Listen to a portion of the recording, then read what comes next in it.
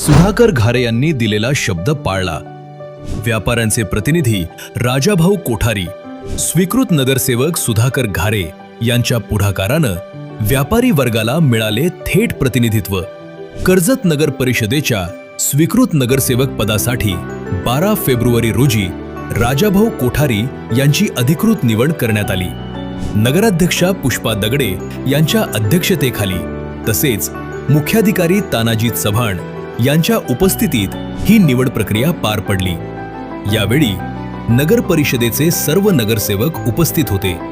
नगर परिषद निवडणुकीत परिवर्तन विकास आघाडीला मिळालेल्या यशानंतर व्यापारी वर्गाच्या वतीनं राष्ट्रवादी काँग्रेस पार्टीचे जिल्हाध्यक्ष सुधाकर घारे यांना लेखी निवेदन देण्यात आले होते.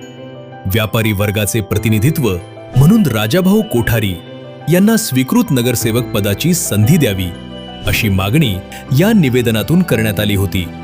या मागणीचा मान राखत पक्षानं आपल्या वाट्याला आलेले स्वीकृत पद कोठारी यांना देण्याचा निर्णय घेत व्यापाऱ्यांना दिलेला शब्द पाळला.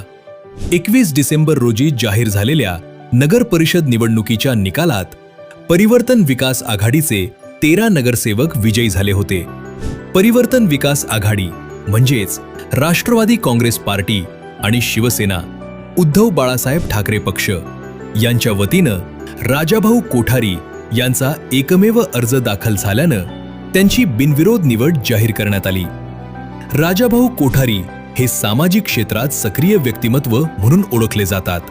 कर्जतमध्ये रक्तदाता म्हणून त्यांची विशेष ओळख असून त्यांच्या पुढाकारातून शेकडो रक्तदान शिबिरे आयोजित करण्यात आली आहेत.